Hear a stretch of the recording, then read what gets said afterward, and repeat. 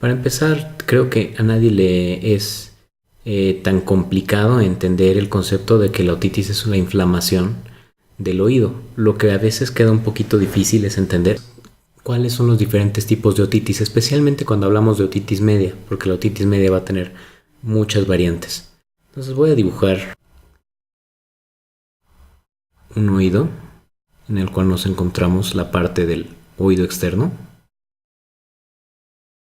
Nos vamos a encontrar la membrana timpánica, que ya sabemos que no está a 90 grados, sino que tiene cierta inclinación. Y por detrás de esta nos vamos a encontrar la cavidad de oído medio, que va a tener una conexión con toda la mastoides, que aquí estoy dibujando así, como si fuera múltiples burbujas. La comunicación es a través de una pequeña estrechez llamado aditus adantrum. Luego vamos a encontrarnos la pared más medial, que corresponde al promontorio, y luego nos vamos a encontrar cerca del piso la trompa de Eustaquio y su comunicación hacia la nasofaringe. Obviamente, si aquí tenemos toda la zona del oído interno, nos vamos a encontrar la cóclea y el resto de las estructuras del laberinto, que es decir, canal semicircular horizontal, canal semicircular superior y por acá el lateral también, y la salida del CAI. En este momento nos vamos a enfocar solamente en la región que conocemos primero como oído medio. Y el oído medio va a tener tres componentes. El primero de ellos va a ser la caja timpánica. El segundo de ellos, las celdillas mastoideas. Y el tercero de ellos, la trompa de Eustaquio. Son esos tres componentes los que van a estar involucrados en nuestras infecciones. Y si tomamos en cuenta que la mayoría de las infecciones van a presentarse tanto en la cavidad de oído medio, es decir, la cavidad timpánica, como todas las celdillas mastoideas, es que encontramos muchas veces el término de otomastoiditis, utilizado en muchas ocasiones de manera indistinta a decir otitis media. Muy bien. Aquí en mi dibujo, ¿qué es lo que le estaba faltando? Vamos a tener al martillo con su mango, su cabeza, nuestro yunque, sus apófisis cortas, cuerpo, apófisis larga y finalmente al estribo.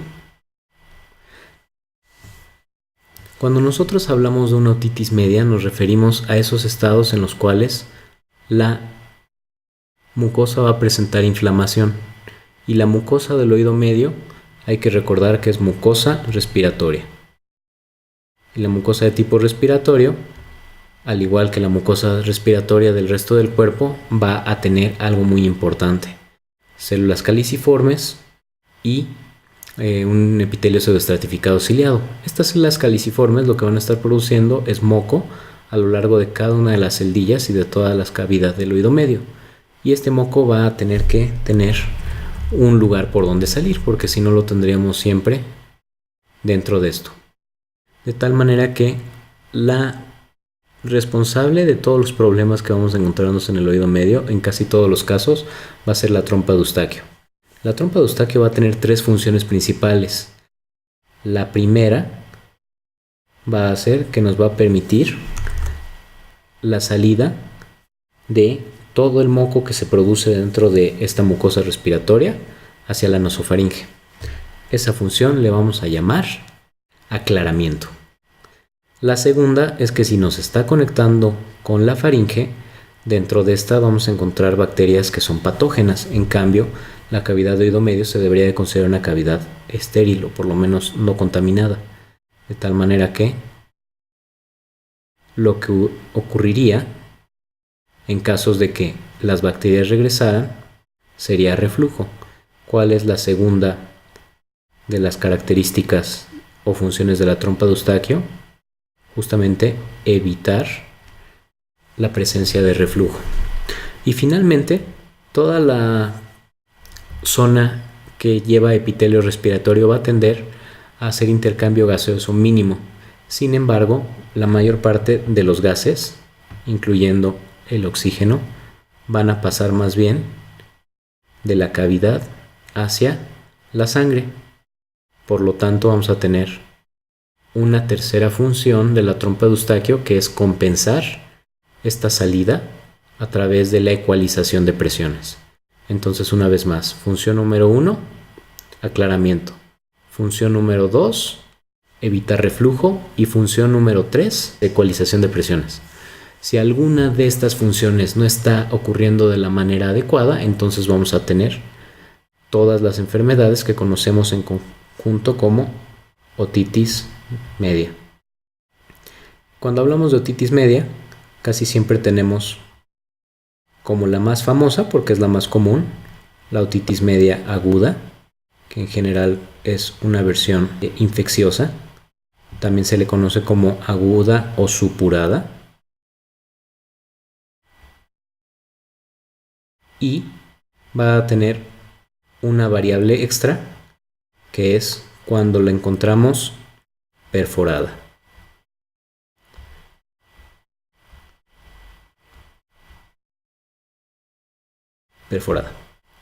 Y vamos a tener en el otro punto del espectro la otitis media crónica.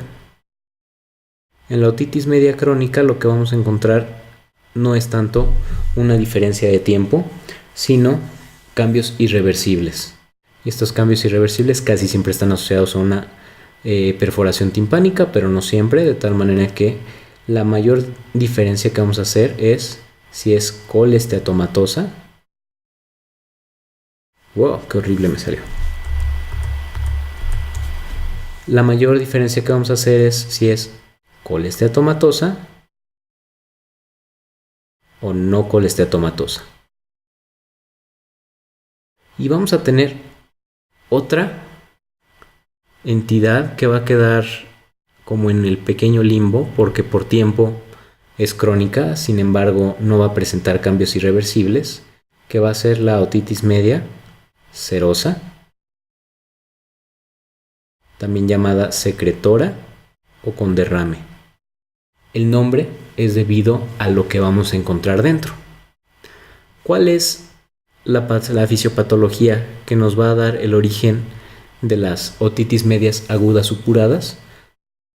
Una falla justamente en el mecanismo número 2. Cuando las bacterias alcanzan a subir a través de la trompa de Eustaquio y colonizan la cavidad de oído medio, vamos a encontrar la presencia de pus y todas las manifestaciones de la otitis media aguda. ¿Cuáles son estas manifestaciones de la otitis media aguda supurada? Para empezar, en el momento que tenemos aumento de volumen dentro del oído medio, el paciente va a tender a tener dolor. Y como esta es una enfermedad que es más frecuente por mucho en los niños, vamos a tener otalgia extrema con llanto que va a ser difícil de controlar. Casi siempre vamos a encontrar fiebre alta. Fiebre alta nos referimos a fiebre por arriba de 39 o 40 grados. Y además de estos datos de fiebre, en niños menores vamos a tener irritabilidad y no van a querer comer. Esto ya sabemos, niño pequeño que no quiere comer es que realmente está muy mal. Y además de esto, en la exploración física vamos a encontrar que si esto está lleno de pus, esta membrana timpánica que se encuentra aquí, que es la única pared que es móvil, va a estar empujada hacia afuera. Por lo tanto, nos vamos a encontrar una membrana timpánica abombada, eritematosa, o sea, muy hiperémica por la cantidad de vascularidad. Y en el momento en que se debilita la membrana timpánica por la presión que hay dentro, vamos a tener la posibilidad de que se perfore. Cuando se perfora la membrana timpánica, vamos a tener salida del contenido hacia nuestro conducto auditivo externo y vamos a tener otorrea. De tal manera que las otitis medias agudas generalmente las podemos encontrar en dos fases. Cuando solamente es una otitis no perforada, una otitis media aguda supurada no perforada, y encontramos la membrana timpánica roja y muy dolorosa debido a que toda la inervación de la parte interna del oído es exquisita, es decir, es muy doloroso. O nos vamos a encontrar ya la perforación timpánica con presencia de otorrea en el conducto, la perforación visible, y ahí el dolor cede. Lo que realmente duele en una otitis media aguda es la membrana timpánica, de tal manera que cuando se perfora y deja de haber presión sobre la misma, el dolor también para. Si tomamos en cuenta que el problema es que todo lo que estaba en la nasofaringe subió hacia el oído medio, es muy fácil pensar cuáles son los bichos, los agentes patógenos que vamos a encontrar en las otitis medias agudas. Van a ser los mismos responsables de las infecciones de vías aéreas superiores más comunes en la nariz, como la sinusitis, por ejemplo, y son el neumococo o streptococo pneumonia, Haemophilus influenza y Moraxella catarrhalis. Número 2. La otitis media serosa. ¿Cuál es la otitis media serosa? Cuando por alguna razón tenemos otra disfunción de la trompa de Eustaquio en la cual el problema es que no se da como debe de ser el aclaramiento de las secreciones, vamos a empezar a tener que estas secreciones se van a ir acumulando con el paso del tiempo dentro de la membrana timpánica y la van a ir ocupando, tanto la membrana timpánica como la mastoides. Por eso recuerden que podemos hablar de otomastoiditis. En estos casos, la membrana timpánica puede estar en su lugar o ligeramente abombada, pero no hay inflamación, por lo tanto el dolor no existe. No hay agentes patógenos, es un líquido estéril, por lo tanto no vamos a tener pus y por lo tanto no vamos a tener las manifestaciones de dolor que estábamos viendo en la otitis media aguda supurada. Este es un proceso crónico que casi siempre va a estar asociado a algo que esté tapando la trompa de Eustaquio. Como esto también es un proceso que se lleva más frecuentemente en niños, la causa más frecuente es un paquete adenoideo grandote que no permita la salida de esto. También podemos encontrar esto en adultos, y cuando lo encontramos en un adulto de manera unilateral es un signo de alarma de que debemos de buscar algo que esté obstruyendo esta trompa de Eustaquio, y puede ser un tumor en la nasofaringe, o también nos podemos encontrar algunos otros casos, como por ejemplo la radioterapia puede hacer que esta trompa de Eustaquio deje de funcionar y nos dé este tipo de alteraciones. Como sea, este tipo de enfermedades, como lo son la otitis media serosa, que no corrige, y especialmente si es de un solo lado, deben de ser muy estudiadas sin importar la edad. Finalmente vamos a hablar de otitis media crónica, y en la otitis media crónica lo que tenemos son cambios irreversibles de la mucosa y del periósteo. Vamos a hablar con detalle de esto en una clase específica. Sin embargo, ahorita de manera muy rápida ya revisamos cuáles son los agentes causales y la fisiopatología de la otitis media aguda supurada, cuál es la fisiopatología de la otitis media serosa, y vamos a hablar de una manera muy breve acerca de la otalgia como síntoma. Bueno, hablando de otalgia, vamos a utilizar las imágenes que nos facilitó el doctor Juan Carlos Hernáez. Y curiosamente, la otalgia, a pesar de que el dolor se encuentra situado en el oído, solamente el 50% de las ocasiones vamos a encontrar que la patología viene del oído, y casi siempre va a ser muy obvio y evidente cuando hagamos la exploración física. El otro 50% restante va a ser dada por estructuras que tengan la misma inervación que el oído. ¿Por qué se da esto? Pues debido a que tenemos una inervación bastante rica cuando hablamos del oído.